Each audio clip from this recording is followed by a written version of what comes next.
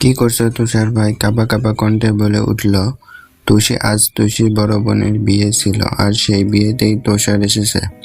তুষি হচ্ছে ওর ফুফাতো বোন। ছোটবেলা থেকেই তুষারের দাদু ওদের দুজনে বিয়ে ঠিক করে রেখেছে। যদিও তুষি একদম সহ্য করতে পারে না তুষারকে। কিভাবে তুষিকে জ্বালানো যায়, মার দেওয়া যায়, সব দুষ্টুমি ওর মাথায় ঘুরতে থাকে। তুষিরও ইচ্ছা করে তুষিকে চিবিয়ে খেতে। এই তো আজও তারা বসে। সেই তুষার যখন দেখলো তুষি শাড়ি পরে নিচে যাচ্ছে, অমনি সে মাথা ঘুরে পড়ে যাওয়ার উপক্রম। তাই তো কেউ যাতে এরকম জ্ঞান হারাতে না পারে, এর জন্যই তুষার বলল, তুষি আমার রুমে আয় তো, একটু দরকার, এক্ষুনি আসবি, আর যেন না রাখতে হয়।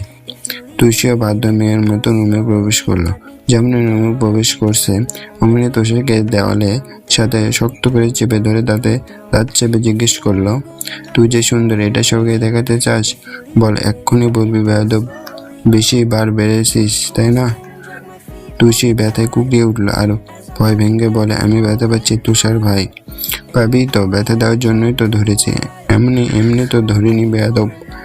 বলতে বলতে তুষির পেটে আলতো করে টাচ করে শাড়িটা ঠিক করে দিলাম। এদিকে তুষির স্পন্দন থমকে গেছে। সেদিকে কি তুষারের খেয়াল আছে? তুষির অবস্থা বেহাল, চোখ দুটো খিচে বন্ধ করে নিল, নিঃশ্বাস বন্ধ হয়ে যাওয়ার উপক্রম। এই অবস্থায় দেখে তুষার আর নিজেকে কন্ট্রোল করতে পারল না। এমনি আস্তে আস্তে তুষির অধরে নিজের অধরের সাথে মিলিয়ে নিবে। ঠিক তখনই তুষি চোখ খুলে জুড়ে শ্বাস নেবে। তার আগেই তুষারকে এত নিকটে দেখে ভয়ে ভয়ে বলেন, কি করছো তুষার ভাই? তুষির কথায় তুষারে হুঁশ ফিরে আসে, বোঝার চেষ্টা করে কি হচ্ছিল। যখন মনে পড়ে এক মুহূর্ত দেখি না করে বিদ্যুৎ গতিতে তুষির দিকে না থেকে রুম থেকে বেরিয়ে যায়।